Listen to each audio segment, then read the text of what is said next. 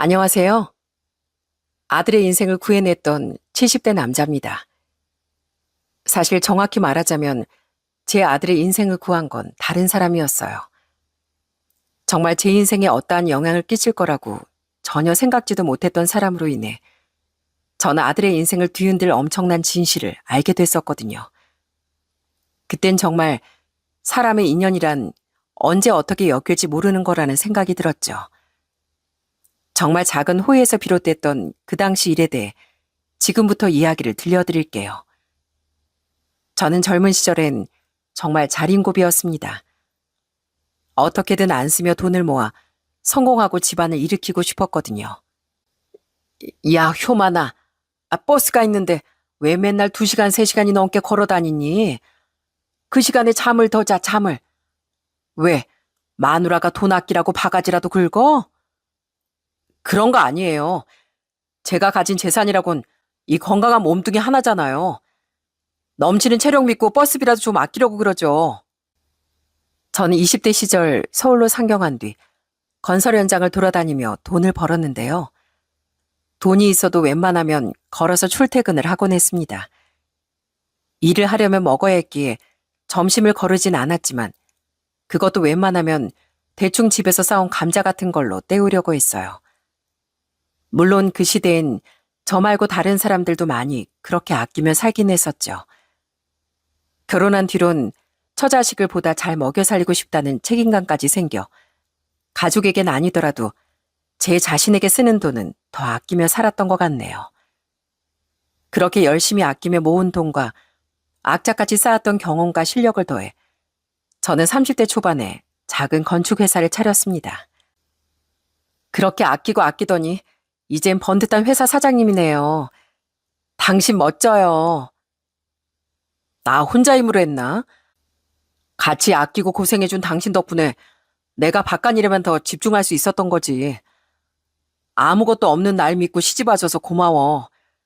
앞으로도 고생할 날이 많겠지만 그래도 내가 언젠간 당신 꼭 호강시켜줄게. 저는 절 믿고 함께 고생해준 아내를 위해서라도 사업을 꼭 성공시키고 싶었어요. 그리고 피나는 노력 끝에 제 회사는 무슨 기업처럼 커지지 못했어도 제법 안정적으로 자리 잡았죠. 그렇게 성공한 후에도 전 여전히 검소한 삶을 살았지만 절대 인색한 사람은 되지 않았습니다. 조금씩이나마 전 불우이웃을 위해 기부를 하기도 하고 특히 직원들 복지엔 신경을 많이 썼답니다. 대기업도 아닌데 우리 회사만큼 직원들 챙겨준 회사도 없을 거예요. 사장님, 항상 감사하고 있습니다. 감사는요. 내 회사 위해서 밤낮 없이 고생하는 직원들에게 내가 더 고맙죠. 저는 갑질 같은 걸 정말 싫어했거든요. 직원들이 나이가 많든 어리든 저는 꼬박꼬박 존댓말을 쓰며 예의를 갖췄어요. 직급이 높다는 이유로 아래 직원에게 함부로 대하는 직원이 있으면 당장 불러다 화를 내고 즉시 조치를 취했었죠. 심할 땐 아예 권고사직까지 시키곤 했답니다. 실력도 중요하지만 인성이 덜 된 사람은 어차피 회사에 해를 끼친다고 믿었으니까요. 제가 그렇게 갑질을 싫어하는 데는 많은 이유가 있었어요. 저희 아버진 시골에서 동네 유지 어른의 땅을 빌려 농사를 짓고 그 집의 농사일도 도우셨는데요. 그 어른의 성미가 어찌나 고약한지 전 자꾸만 작아지던 아버지 어깨를 보며 자라야 했거든요. 자네, 내일 내 아들내미 생일인데 와서 일손 좀 돕게. 자네 저도 와서 도왔으면 싶은데 알지? 내가 자네도 자네 가족도 다 먹여 살려주고 있는 거. 저신 잘해. 안 그럼 확, 알지? 난 변덕이 아주 심한 사람이라고. 농사가 아니면 먹고 살 길이 없었으니 아버진 그렇게 항상 고개를 숙이셔야 했습니다. 그 모습이 너무 가슴이 아프더라고요. 그리고 제가 학교에 다닐 때도 저희 집이 못 산다며 대놓고 절 무시하던 선생들도 꼭 한 명씩 있었어요. 선생님, 제가 먼저 시비 걸어서 싸우게 된 건데 왜 저한테만 매를 드세요? 저 정말 억울해요. 넌 임마 명태기 쟤랑 다르게 이 학급을 위해서 이바지한 게 있기나 하냐? 쟤네 집에서 얼마 전에 떡도 돌린 거 알아 몰라? 쟤네 아버진 얼마 전에 학교에 기부도 했어. 아무것도 안 하고 특혜만 받은 넌 명태기한테 고마운 줄 알아야지. 애가 시비 좀 걸었다고 주제도 모르고 손을 올려? 주제 파악 좀 해. 정말 어찌나 서럽던지요. 이후 건설 현장에서 일을 할 때 회사를 차린 지 얼마 안 됐을 때도 저는 간혹 만났던 성미 고약한 현장 반장, 소장들이나 자기가 신이라도 된 듯 행동하던 투자자들, 또 거래처 사장들에게 끊임없는 갑질을 당해야 했습니다. 그랬기에 전 갑질, 무시 같은 것들을 정말 싫어했던 거예요. 저는 일도 사람도 진심으로 대할 줄 알아야 성공할 수 있다고 믿었죠. 돈을 많이 버는 것뿐만 아니라 사람 자체도 참된 사람이 되는 게 진정한 성공이라고 생각했으니까요. 저는 제 큰아들과 두 딸도 그렇게 가르쳤습니다. 돈을 아끼되 인색하지 말고 가진 만큼 어려운 사람에겐 베풀 줄도 알되 생색을 내지도 우월감을 느끼지도 말라고요. 어릴 때부터 그렇게 주입식 교육을 시켜서인지 다행히 아이들은 됨됨이가 반듯하게 자라주더라고요. 그런 세 아이 중 큰애인 아들은 저와 아내에게 좀 아픈 손가락이었답니다. 여보, 늦어서 미안해. 빨리 오려고 했는데 미팅이 좀 길어져서. 정호 열은 어때? 안 떨어져? 네, 아까 병원 다녀왔는데 그새 또 열이 오르더라고요. 계속 이러면 내일 다시 병원에 데려가려고요. 내가 데려갈게. 내일은 회사 좀 늦게 나가도 되거든. 아유, 걱정이네. 사내 녀석이 이렇게 병약해서야 내가 더 건강하게 나아줘서 했는데 정호 볼 때마다 너무 미안해. 나도 그래요. 첫애라 태교의 신경을 많이 못 써준 게 문제였던 건지 정말 너무 속상해요. 아들은 어릴 적 몸이 많이 안 좋았습니다. 툭 하면 쓰러지고 열나고 병치레란 병치레는 정말 다 했었죠. 병원에 입원도 자주 하는 바람에 학교도 많이 빠지게 돼서 얼마나 걱정이었는지 모릅니다. 아들과 달리 딸들은 정말 건강했습니다. 큰딸은 학창시절엔 육상선수로 활동할 정도로 튼튼했고 막내도 정말 건강하고 활동적이었어요. 그런데 왜 아들만 이렇게 약한 건지 너무 걱정이더라고요. 작고 왜소했던 아들은 중학교 1학년 땐 친구들에게 좀 소외도 당했었어요. 아들의 학교에 일이 있어 갔다가 그 사실을 눈치챘던 아내는 속상해서 펑펑 울었죠. 저는 걱정스레 아들에게 물었습니다. 정호야, 혹시 친구들이 나쁘게 굴진 않아? 아버지가 학교에 한번 가주랴? 아니에요, 괜찮아요. 그냥 제가 애들 사이에서 좀 겉도는 것뿐이에요, 아버지. 저는 비록 몸은 약하지만 어떤 일이든 스스로 해결해내고 싶어요. 제가 비록 허약해도 공부도 열심히 하고 체육이든 뭐든 최선을 다한다면 친구들도 제가 괜찮은 애라는 걸 꼭 알아줄 거라고 믿어요. 어린애인 줄로만 알았건만 아들은 어느덧 많이 의젓해져 있더군요. 괜히 긍지 높은 아들을 애 취급한 것 같아 오히려 미안하더라고요. 이후 아들은 묵묵히 최선을 다하더니 나중엔 정말 친구들도 많이 생겼습니다. 아들은 그렇게 비록 몸은 약해도 의지가 강하고 바른 아이였죠. 그래도 아들은 고등학생이 되면서부터 다행히 많이 건강해졌고 시간이 흘러 저희 아이들은 모두 성인이 되고 대학을 졸업했습니다. 둘째인 큰딸은 육상은 그만뒀지만 체대를 졸업하고 임용을 거쳐 학교 체육 선생님이 되었고요. 그런 둘째를 제외한 아들과 막내는 제 회사에서 일을 하기 시작했죠.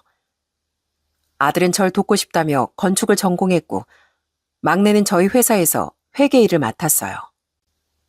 사장님, 정호 씨랑 주아 씨가 사장님 자녀분들인 거 왜 말씀 안 하셨어요?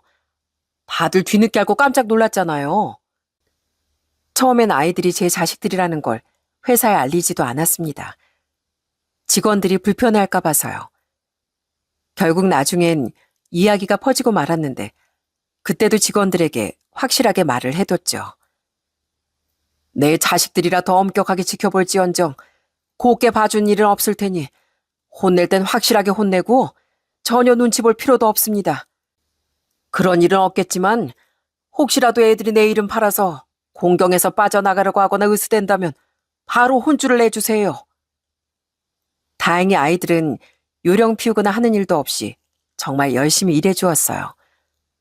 막내도 열심히 했지만 언젠간 회사에서 건축을 전공한 자신의 꿈을 펼쳐 보이겠다는 꿈이 있던 아들은 정말 회사 일에 살신성인 자세로 임하더라고요. 너무 기특하고 고마웠죠. 그 약했던 녀석이 언제 이렇게 잘 커졌나 싶더라고요. 그런 아들의 또 다른 꿈은 결혼해서 단란한 가정을 꾸리는 거였습니다. 아버지처럼 멋진 아빠가 저도 되고 싶거든요. 아들이 이런 말에 쑥스러우면서도 내가 나쁜 아버지는 아니었구나 싶어 뿌듯하기도 하더라고요. 아들은 그런 꿈이 있던 만큼 빨리 결혼하고 싶어 했는데 안타깝게도 아들은 여자에게 인기가 없는 듯 했습니다. 아들은 인성은 훌륭했지만 하도 어릴 적에 병약했어서 그런지 마르기도 많이 말랐고 키도 작았어요. 얼굴도 못난 건 아니었지만 그렇다고 잘생겼다고 하기도 힘들었고요. 운동을 열심히 해서 그나마 살도 찌고 몸도 다부져지긴 했지만 아들의 연애 사업은 별로 진척이 없는 듯 했습니다. 그런 아들은 드디어 나이 40에 6살 연하에 결혼할 여자를 데려왔더라고요. 큰딸도 작은딸도 시집을 간 후에 드디어 말입니다. 아버지, 우리 현지 실제로 보니까 정말 예쁘죠? 현지가 얼마나 좋은 사람이냐면요. 지나가다 길에서 나물 파는 할머니라도 보면 절대 그냥 지나치지 못해요. 마음이 얼마나 착하고 여리다고요. 그래, 그래. 우리도 현지가 참 착해 보였다.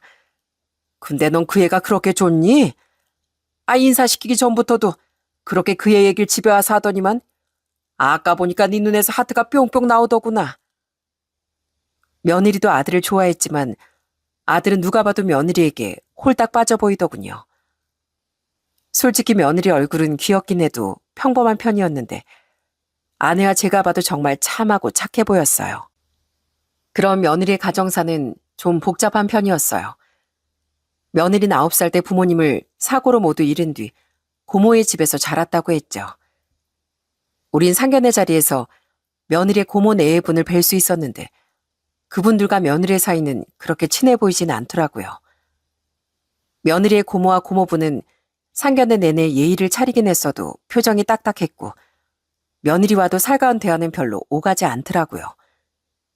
나중에 며느리는 우리에게 사실 자신의 고모 내외와 그렇게 친한 사이는 아니라고 설명했죠.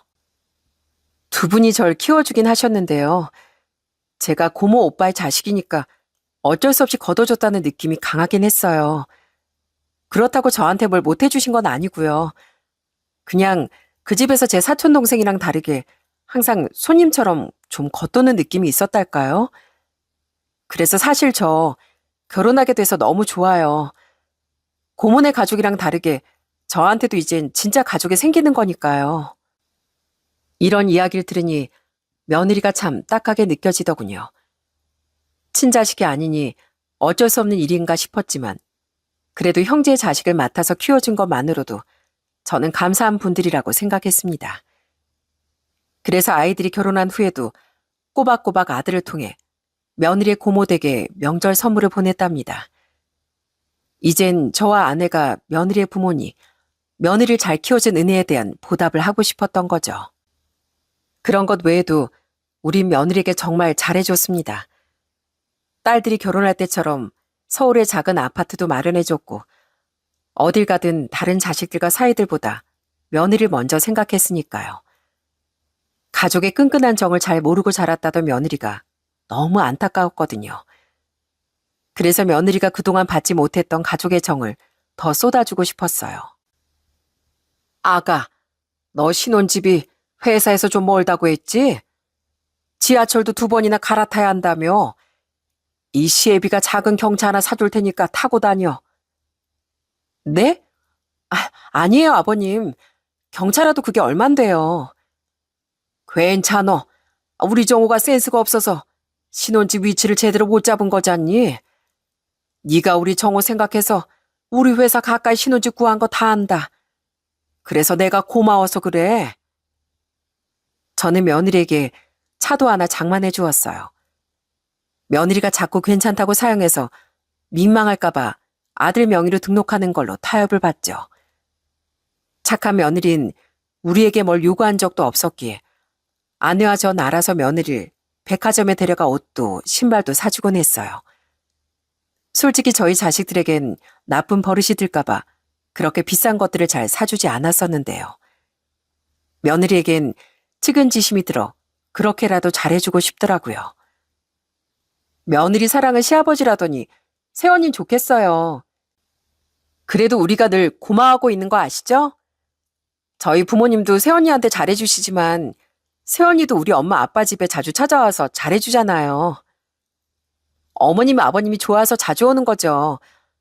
고모 고모부가 아니라 두 분은 진짜 제 부모님이시잖아요. 저희 딸들은 자신들보다 어린 며느리에게 꼬박꼬박 존대를 쓰며 며느리를 존중해줬습니다. 며느리가 우리에게 잘했으니 딸들도 그런 며느리에게 더 호감을 가졌죠. 그렇게 저희 가족 모두 며느리를 좋아했지만 당연히 며느리를 가장 좋아했던 사람은 저희 아들이었어요. 때론 팔푼이처럼 보일 정도로 아들은 정말 애처가가 따로 없었습니다. 들어보니 아들은 며느리의 고모 네 분께도 그렇게 잘했다더라고요. 난 너희 둘이 서로를 제일 귀한 사람처럼 대하고 아끼면서 사는 모습이 너무 보기 좋구나. 좋은 아이들끼리 정말 잘 만난 것 같다. 다행이었던 건 아들이 며느리를 아꼈던 만큼 며느리도 아들을 굉장히 존중했다는 겁니다. 며느리는 아들을 장난으로라도 함부로 대하는 법이 없었어요.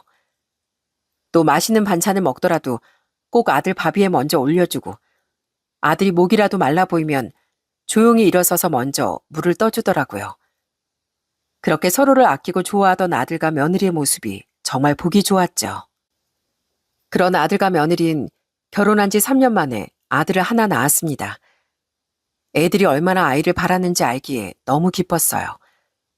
며느리는 임신 초반에 건강에 이상이 생겨 직장을 그만두었는데 괜히 우리에게 면목없어 하는 것 같아 저와 아내는 이렇게 말해줬었죠. 네가 아이를 가진 것만으로도 우리에겐 더 없는 기쁨이란다. 그리고 임신 때문이 아니었더라도 네가 아파서 쉬는 게 왜 죄송할 일이니? 혹시 생활비가 부족하면 우리가 도와줄 테니까 넌 걱정하지 말고 네 건강만 잘 챙기거라. 힘들 땐 언제든 우리가 네 뒤에 있다는 거 잊지 말고. 사실상 기댈 친정도 없던 며느리가 얼마나 외로울까 싶어 저와 아내는 돌아가며 며느리를 잘 챙겼답니다. 그런데 며느리는 손주를 낳고 급격히 우울감에 빠지더군요. 산후 우울증이 왔던 거죠. 당시 전 심각한 건 아니었지만 건강에 이상이 생겨 회사에 자주 나가진 않았습니다. 어차피 아이들도 있고 회사엔 정말 오래 일해준 믿을 만한 직원들도 있었으니 그들을 믿고 일선에서 한 발자국 정도 물러났던 거죠. 그래서 겸사겸사 며느리를 도우려 아내와 함께 며느리의 집에 한 번씩 갔었는데 볼 때마다 며느리가 너무 힘들어하는 것 같아 마음이 좋지 않더라고요. 자꾸 어두운 모습 보여서 죄송해요. 저도 정말 이러기 싫은데 밖에서 일하던 사람이 집에서 말도 안 통하는 애랑 갇혀 있으려니 너무 힘든가 봐요. 저 차라리 빨리 나가서 일하고 싶어요. 고민 끝에 아내와 전 손주를 맡아주기로 했습니다. 그럼 며느리도 마음 놓고 다시 일을 구할 수 있었을 테니까요. 실은 주로 손주를 봐주는 건 아내였을 테니 아내가 마음을 먹어준 거죠. 그런 우리의 제안에 며느리 눈물까지 흘리며 고마워서 어쩔 줄 몰라 했어요. 제가 두 분께 폐를 끼치면 안 되는 걸 알지만 정말 제가 죽을 맛이라서요.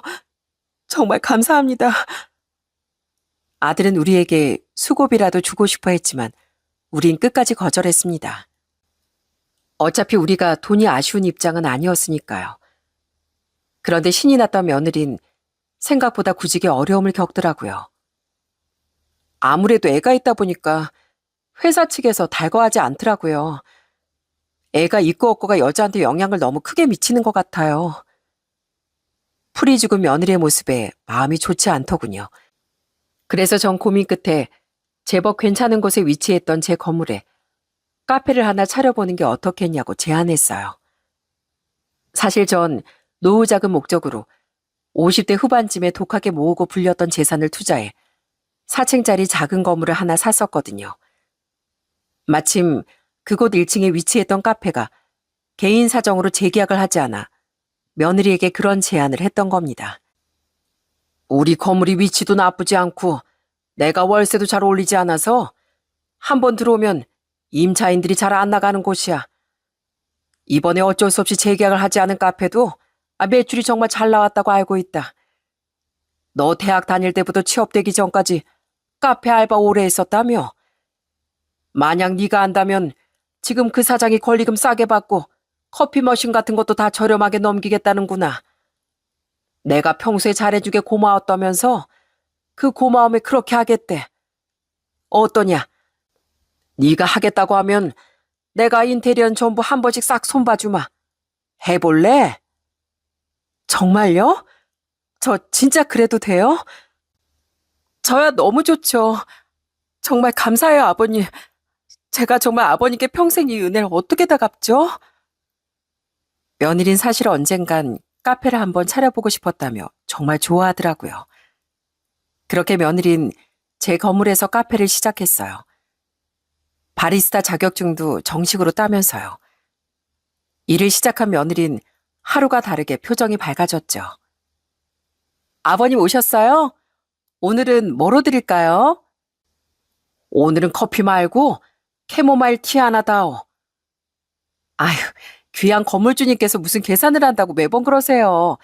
그냥 드릴게요. 여기서 내가 시애비가 아니라 건물주냐? 그래도 그냥 계산해. 내가 건물주인 건 건물주인 거고 손님은 손님이지. 다른 가게에서도 난 할인 같은 것도 절대 안 받아. 저는 며느리 카페 한 번씩 들러서 음료를 마셨습니다. 며느리 카페뿐 아니라 저는 원래 제 건물 임차인들의 가게에 자주 들렀었어요. 불편할까봐 오래 머물진 않았지만 그렇게 들러서 애로사항을 묻기도 하고 가게 매출도 자주 올려주려고 한 거죠. 저는 한 번씩 2층, 3층에 있던 식당들에 들러 식사를 하기도 하고 건물을 산 뒤엔 1층에 있던 이불 가게에서만 저희 집 이불을 샀습니다. 또 아내와 전 저희 건물 4층에 오래 입주했던 미용실만 다니기도 했고요. 전 그렇게 웬만하면 건물에 새들어 장사하고 있는 사람들 가게를 이용하며 최대한 팔아주려고 노력했어요. 또 마스크 시국엔 월세를 정말 많이 깎아주기도 했고요. 그렇게 서로 돕고 사는 게 세상 사는 도리라고 생각했거든요. 그런데 또 아르바이트생이 바뀌었니? 못 보던 친구로구나. 그런데 가만 보니 며느리 카페 알바생들이 너무 자주 바뀌는 것 같더군요. 며느린 한숨을 쉬며 이렇게 말하곤 했죠.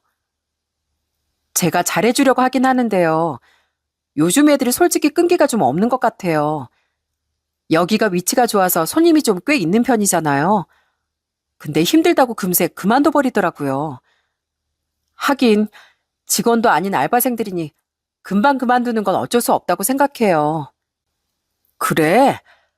그래도 전에 있던 사장은 알바생들 오래 데리고 있는 것 같던데. 하긴 좋은 인연 만나기가 어디 쉽나. 네가 힘들겠구나. 좀 이상은 했지만 며느리가 뭐 누구에게 나쁘게 할 애도 아니라고 믿었기에 그냥 그런가 보다 했습니다. 그만큼 평소 며느린 정말 천사 같았거든요. 그런데 며느리가 카페를 차린 지 1년 정도 지났을 때 새로 들어온 알바생 여자의 한 명은 다른 애들과 달리 2달, 석 달이 넘게 일하는 것 같더군요. 그래서 기특해서 며느리 보러 갈 때 간식도 한 번씩 건네주고 한 번은 그 애가 마감 청소를 하고 있는 것 같길래 직접 도와주기도 했습니다. 괜찮아요, 사장님. 제 일이에요. 나도 사장이라고 불러주는 거예요? 그냥 아저씨나 할아버지 해도 되는데 우리 애들 대학생 시절 생각나서 그래요. 내가 학비 외엔 용돈이든 뭐든 알아서 벌었으라면서 도움을 안 줬었거든. 그래서 우리 애들도 아르바이트도 많이 하고 다녔는데 한 번은 사장이 너무 이상하다고 막내딸이 울면서 집에 들어온 거야. 그때 어찌나 속이 상하던지. 그렇게 우리 애들이 생각나서 도와주고 싶은 거니까 불편해하지 말아요. 그때까지만 해도 제가 건넨 작은 호의가 엄청난 보답으로 돌아올 줄은 상상도 못했었어요. 그렇게 그 알바생이 며느리 카페에서 일한 지 4개월 정도 지났던 어느 날이었습니다. 그날 전 2층의 짬뽕집에서 약속에 있던 친구 녀석 한 명과 점심을 먹고 며느리 카페로 내려와 커피를 주문했어요. 며느린 카운터를 보고 있었고 알바생은 음료를 만들고 있었는데 커피를 가지러 가자 그 알바생이 무언가 눈짓을 보내더군요. 그래서 알바생의 눈길을 따라 쟁반을 내려다보니 쟁반과 컵 사이에 무슨 쪽지 같은 게 하나 끼워져 있지 않겠어요? 알바생이 며느리의 눈치를 보는 것 같아 대체 무슨 일인가 싶어 우선 조용히 자리로 돌아왔습니다. 그리고 쪽지를 열어보니 거기엔 황당한 말이 써 있더군요. 사장님, 제가 제보할 일이 있어요. 저희 사장님한테 말하지 말고 저한테 따로 연락 좀 주세요. 정말 중요한 일이에요. 대체 이게 뭔가 싶더라고요. 친구는 그게 뭐냐고 물었는데 전 우선 아무것도 아니라고 얼버무렸어요. 저는 조용히 그곳에 적혀있던 번호로 난 건물주고 이 번호로 시간 날 때 연락 주면 될 것 같다는 문자를 남기곤 집으로 돌아왔죠. 이후 퇴근 후 잠시 만나 대화하고 싶다던 그 알바생의 연락에 저는 며느리 카페가 아닌 다른 카페로 나가 그 알바생을 만나게 됐습니다. 그리고 그 알바생이 말한 제보를 듣고 저는 뒤로 넘어갈 뻔했어요. 뜬금없이 그런 쪽지 들여서 놀라셨죠? 죄송해요. 그런데 제가 양심상 꼭 드릴 말이 있어서요. 무슨 일인데 그래요?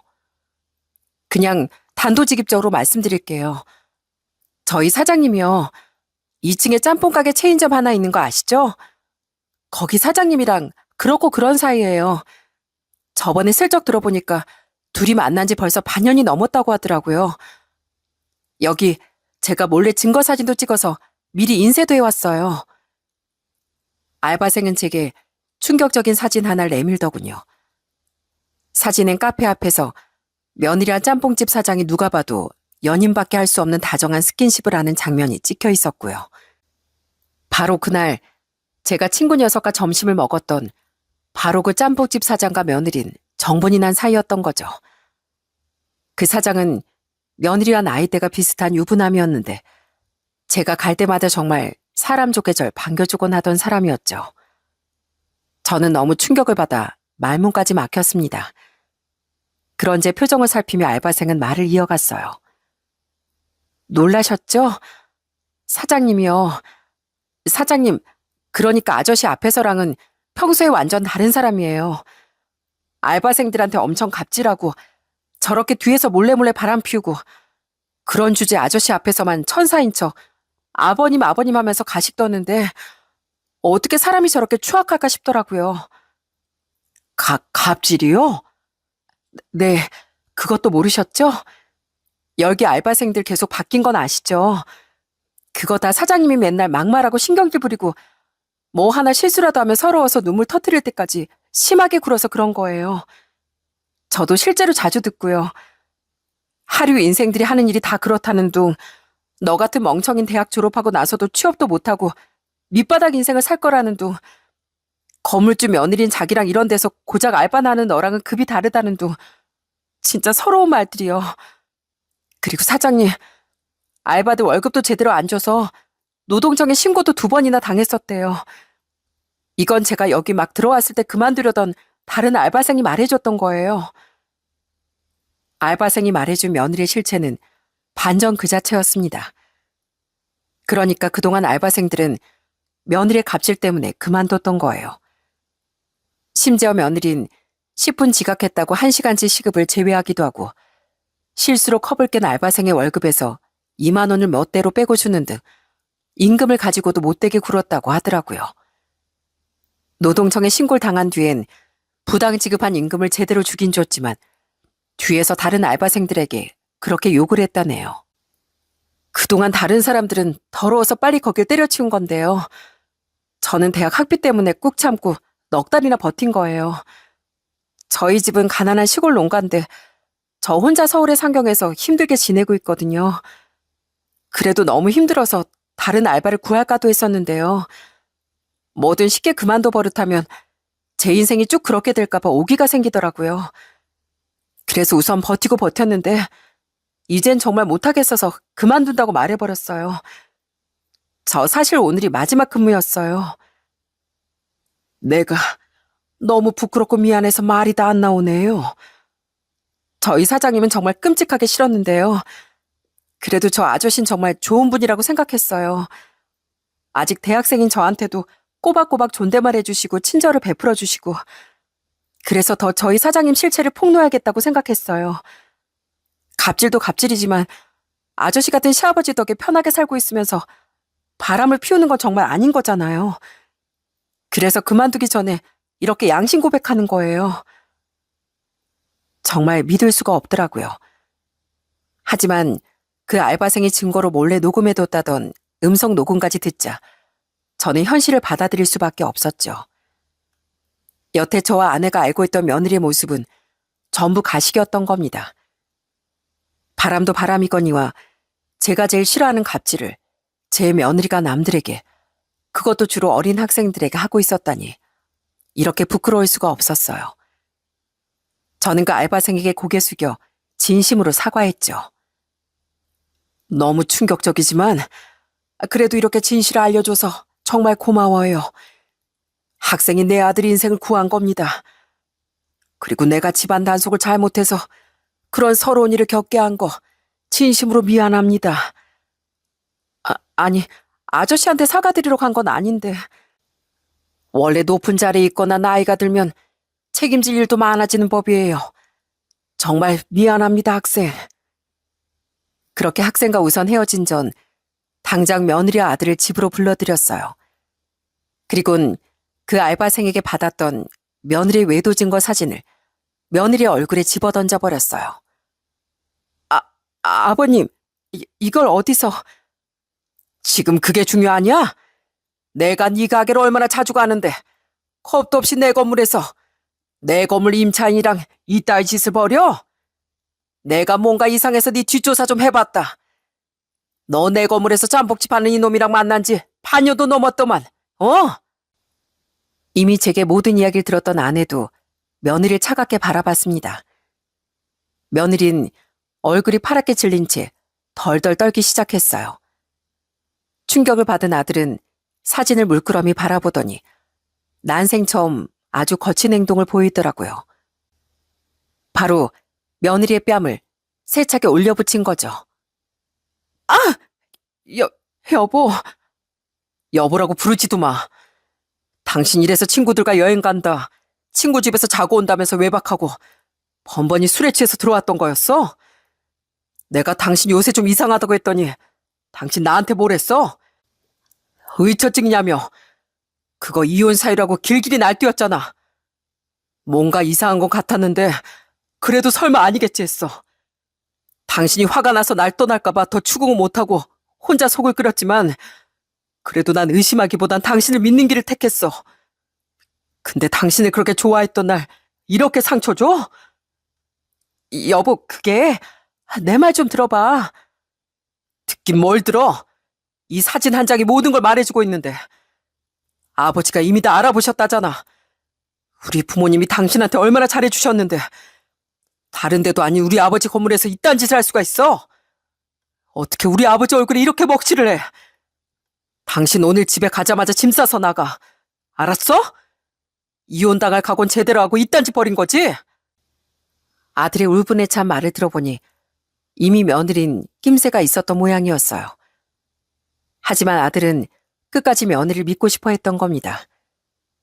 아들의 입에서 나온 이혼이라는 말에 며느린 기겁을 하며 매달리더라고요. 여보, 내가 잘못했어. 나 그냥 한 번 딱 실수한 것뿐이야. 그냥 지나가는 바람이었어. 이젠 두 번 다시 이런 일 안 만들게. 여보, 나 당신이 그렇게나 좋아하던 현지야. 당신 나 없으면 못 살잖아. 제발 한 번만 용서해줘.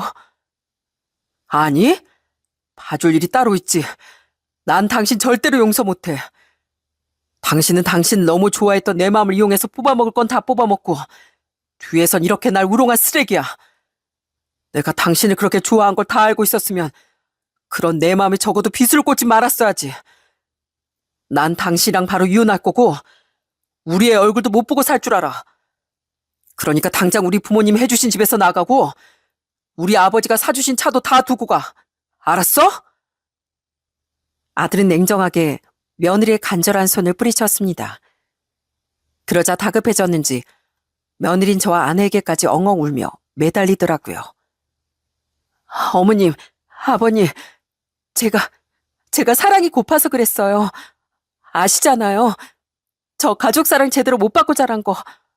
그래서 애정 결핍이 생겼었나 봐요. 저 2번 다시는 안 그럴게요. 그러니까 제발. 애정 결핍? 있는 가족한테나 잘하지. 외간 남자랑 붙어먹는 걸 그딴 식으로 포장해? 이젠 네 말 안 믿는다. 너네가 조사해보니까 알바생들한테도 그렇게 갑질하고 노동청에 신고까지 당했었다며. 넌 분명 처음부터 우리 아들 배경을 알고 접근했을 게다. 맞지? 처음부터 다 가식이었지? 그건 말 바로 못하는 거 보니까 맞구만. 너 같은 불려우가 우리 집안에 들어올 줄이야. 미리 걸러내지 못한 내 불찰이다. 넌 더 이상 우리 가족도 며느리도 아니야.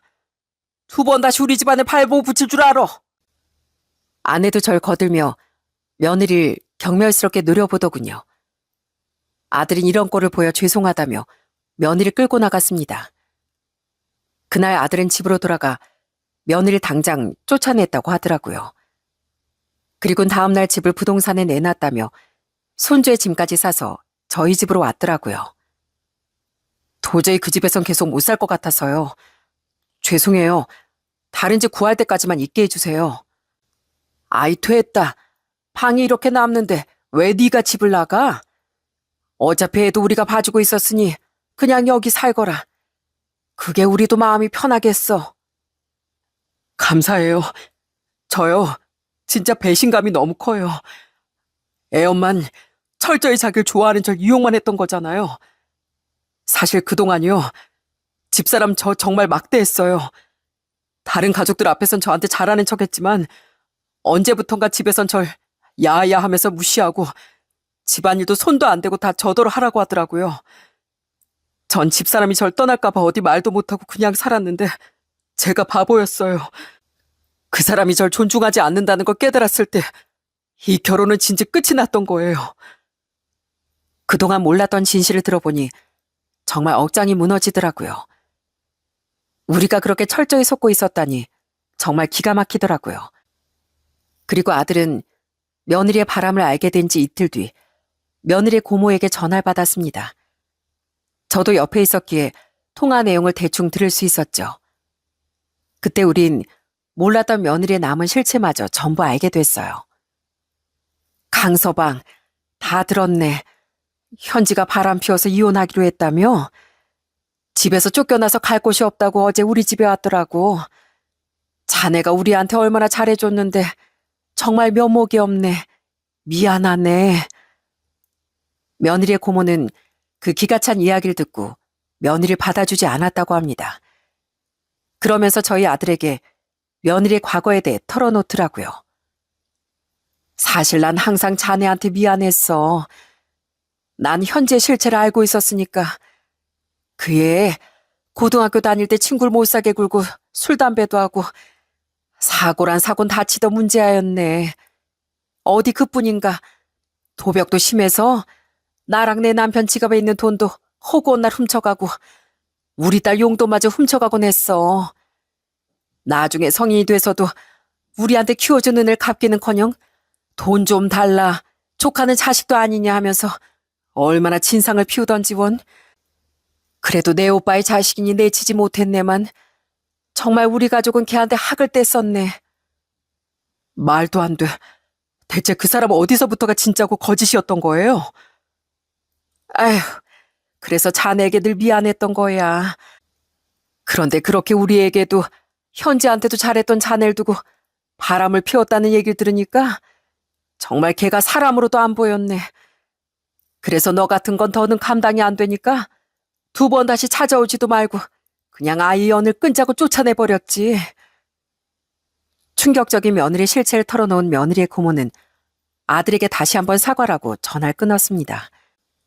정말 우린 귀신이라도 쉬었다 정신을 차린 사람처럼 어안이 벙벙했죠. 그렇게 자기 고모에게도 연이 끊긴 며느린 한동안 계속 저희 집으로 찾아와 울며 불며 진상을 피우더라고요. 여보, 당신 여기 있지? 나 갈 데가 없어서 급하게 고시원에 들어가서 살고 있어. 좁고 방음도 안 되고 정말 나 거긴 더는 못 있겠어. 여보, 나 진짜로 반성하고 있어. 그 사람하고도 바로 헤어졌어. 그러니까 나 좀 제발 용서해줘. 어? 어머님, 아버님, 저 정말 갈 곳이 없어요. 생판 남에게 구걸할지언정. 아이, 어떻게 여길 찾아서 애원을 해? 경찰 부르기 전에 당장 사라져. 하지만 우린 한 번도 문을 열어주지 않았습니다. 하도 고래고래 소리를 지르기에 경찰까지 불렀더니 그제야 더는 찾아오지 못하더라고요. 당연히 전 며느리 카페도 바로 빼버렸어요. 그리고 짬뽕 가게를 손님이 제일 많은 점심시간마다 매일같이 찾아가 그놈을 망신줬죠. 내 며느리랑 바람난 주제에 무슨 낯짝으로 여기서 계속 장사를 하나. 너 같은 거한테 월세 깎아주고 좋은 데까지 해줬던 내가 한심하다. 한심해. 당장 가게 빼. 진짜 왜 이러세요, 사장님? 오해시라니까요. 저 장사해야 돼요. 오해? 증거가 있는데 무슨 오해야? 저는 발뺌하려던 그놈에게 증거 사진까지 들이밀며 망신을 줬습니다. 소문은 건물에도 손님들에게도 쫙 퍼져 그놈은 한동안 얼굴도 제대로 들고 다니지 못했어요. 어차피 곧 계약도 만료였던지라 그놈은 결국 조용히 가게를 빼고 사라졌습니다. 그 뒤로 다른 곳에 다시 가게를 차렸는지 어쨌는진 제 알 바가 아니었죠. 아들은 그놈의 아내도 찾아가 모든 진실을 폭로했다더군요. 아들은 며느리에게 이혼 소송을 걸었고 그놈에게도 위자료 청구 소송을 걸었어요. 이혼 소송을 당한 건 그 상간남도 마찬가지였고요. 그놈도 자기 처가에서 받은 게 많았던 모양인데 처가에서 해준 모든 걸 빼앗기고 이혼당했다고 하더라고요. 그렇게 며느리와 그놈은 저희 아들과 그놈의 아내에게 각각 위자료를 지급하며 양육권도 빼앗긴 채 이혼녀, 이혼남 신세가 됐답니다. 그땐 경황이 없어서 제대로 살해를 못했네요. 정말 고마웠습니다. 저는 아들의 인생을 구해준 알바생에게 정중히 사례를 했습니다. 어려운 형편에 조금이라도 보탬이 되라고요. 처음에 알바생은 멋쩍어 하며 거절했지만 전 이렇게 말하며 돈을 손에 꼭 쥐어줬죠. 선의에 대한 보답은 받아도 되는 겁니다. 그래야 내 마음이 편해서 그래요. 학생의 도움이 내 아들의 인생을 구했으니까요. 그렇게 아들의 이혼이 마무리된 것이 고작 2달 전 일입니다. 아들은 손주와 함께 여전히 저희 집에 살고 있어요. 아들의 상심이 너무 큰 것 같아 저와 아내는 아들의 마음을 위로해주기 위해 정말 많이 노력했죠. 딸들도 사이들과 함께 자주 찾아와 아들에게 힘이 되어 주려고 하더라고요. 고맙게도 사이들은 얼마 전 아들을 데리고 남자들끼리만 낚시 여행을 다녀오기도 했습니다. 저에게도 같이 가자고 권했는데 전 웃으며 거절했어요. 젊은 사람들끼리 술도 한잔하면서 허심탄회한 이야기 많이 하고 와. 아버진 내가 해줄 수 있는 위로와 또래인 자네들만이 해줄 수 있는 위로는 또 다를 거 아닌가. 우리 정호 신경 써줘서 고맙네. 뭘요. 그동안 저희가 형님에게 받은 게 정말 많잖아요. 제가 한번 실직했을 때 형님이 집사람 몰래 찾아와 돈 뭉치 쥐어주시고 한 거 전 아직도 잊지 못합니다. 그러니까 이번엔 저희가 형님에게 받은 고마움을 갚을 차례예요.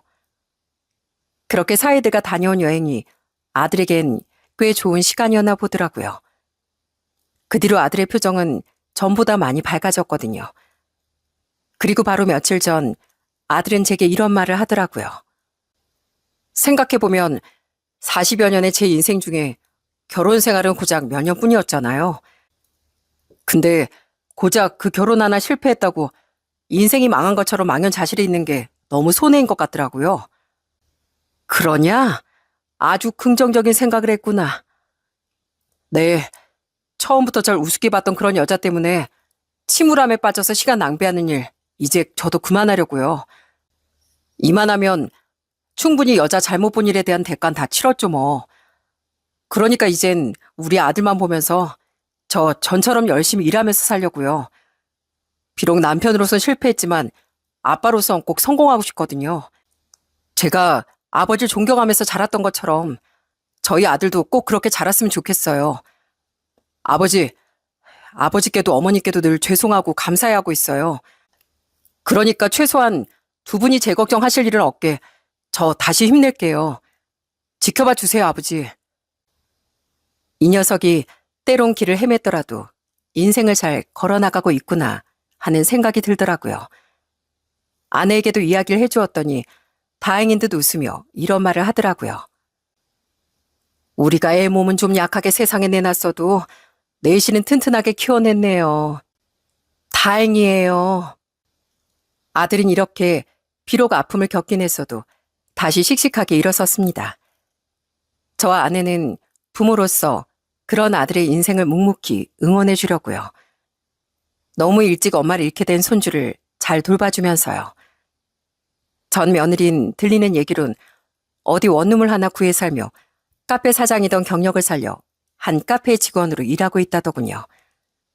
상간난간 헤어진 모양이었고요.